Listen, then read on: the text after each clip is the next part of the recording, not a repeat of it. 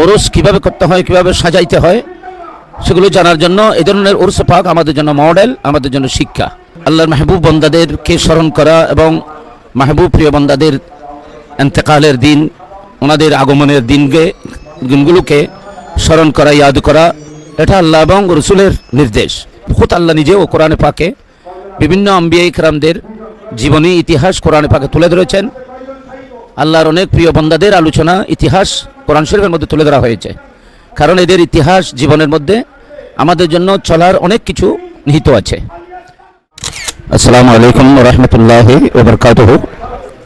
নাহমাদুহু ওয়া নুসাল্লি ওয়া নুসাল্লিমু আলা হাবিবিহিল কারীম, আম্মা বাদ। আউযু বিল্লাহি মিনাশ শাইতানির রাজীম। বিসমিল্লাহির রহমানির রহিম। উযকুরু বিআইয়ামিল্লাহ। সাদাকাল্লাহু মাওলানাল আযীম ওয়া সাদাকা রাসূলুহুন নবিয়ুল হাবিবুল আমিনুল কারীম, আম্মা বাদ। সম্মানিত শ্রোতাবৃন্দ, রাহিমানা ওয়া রাহিমাকুমুল্লাহু তাআলা আযজা ওয়া জাল।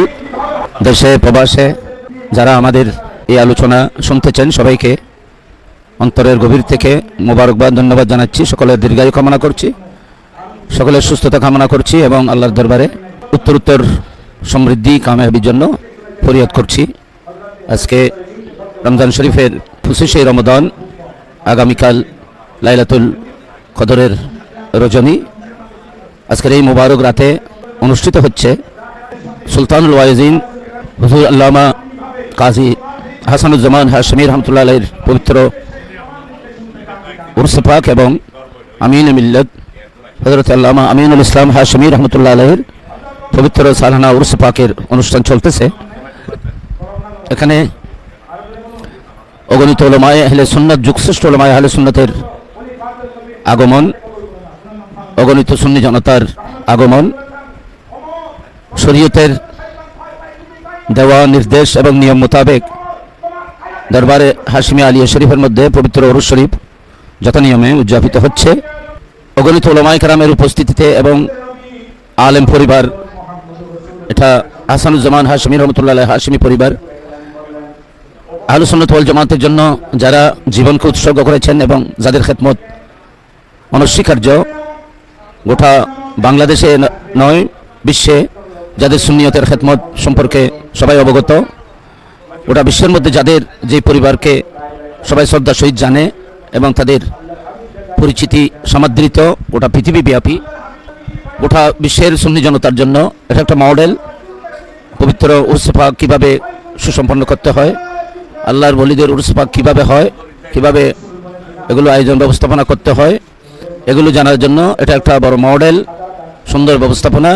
আল্লাহর মাহবুব বান্দাদেরকে স্মরণ করা এবং মাহবুব প্রিয় বান্দাদের ইন্তেকালের দিন, ওনাদের আগমনের দিনগুলোকে স্মরণ করা, ইয়াদ করা, এটা আল্লাহ এবং রসুলের নির্দেশ।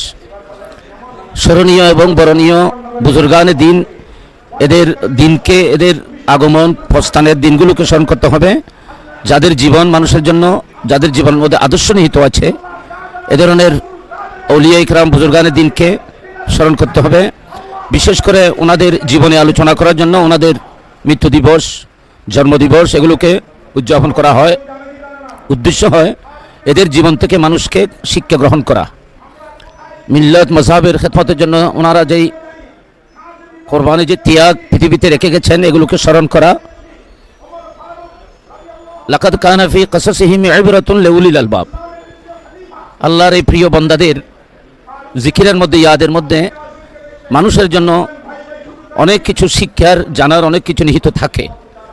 সেজন্য আল্লাহ রাব্বুল আলামিন কোরআন শরীফে এভাবে মানুষদেরকে নির্দেশনা দিয়েছেন যে লাকাদ কানা ফি কাসাসিহিম ইবরাতুন লিউলিল আলবাব। খুদ আল্লাহ নিজেও কোরআনে পাকে বিভিন্ন আম্বিয়া ইকরামদের জীবনী ইতিহাস কোরআনে পাকে তুলে ধরেছেন।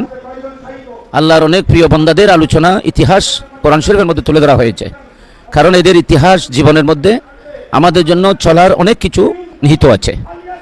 সেই ধারাবাহিকতায় আহলুস সুন্নাত ওয়াল জামাতের উলামারা আউলিয়া ইকরাম বুজুর্গানে দিনের পবিত্র উরস পাকের অনুষ্ঠান করেন, তাদের জন্মদিবস এবং তাদের জীবনে আলোচনা করেন এবং তাদের প্রস্থান, তাদের ইন্তেকাল, উরুস শরীফ আয়োজন ব্যবস্থা করেন। এগুলো কোরআন এবং হাদিস সম্মত, যদি শরীয়ত বিরোধী কোনো কার্যক্রম যদি এখানে যদি না হয়। সেজন্য উরুস কীভাবে করতে হয়, কীভাবে সাজাইতে হয়, সেগুলো জানার জন্য এই ধরনের উরস পাক আমাদের জন্য মডেল, আমাদের জন্য শিক্ষা। আল্লাহ পাক রব্বুল আলামিন আমাদেরকে আল্লাহর প্রিয় বান্দা মাহবুব বান্দাদের জীবন থেকে শিক্ষা গ্রহণ করার এবং শারআন যে সমস্ত কার্যগুলো শরীয়তের দৃষ্টিতে বৈধ এই ধরনের সিস্টেম মোতাবেক আমাদেরকে এগুলো আয়োজন ব্যবস্থা করার জন্য আল্লাহ তৌফিক দান করুন। যে যেখানে আছেন সেখানে সুস্থ থাকবেন, আল্লাহর রহমতের ছায়াতলে সবাইকে আল্লাহ জায়গা দান করুক। আসন্ন লাইলাতুল কদর, আল্লাহ সবাইকে লাইলাতুল কদরের সওগাত ফয়জ ও বরকাত আল্লাহ সবাইকে নসিব করুক। সব ধরনের বিপদ আপদ থেকে আল্লাহ হেফাজত করুক। দেশে প্রবাসে সকলের হায়াতে সেহেতে জাহির বাতিন আল্লাহ বরকত দান করুক। সবাই সুস্থ থাকবেন। আল্লাহ হাফেজ। আসসালামু আলাইকুম ওয়া রাহমাতুল্লাহি ওয়া বারাকাতুহু।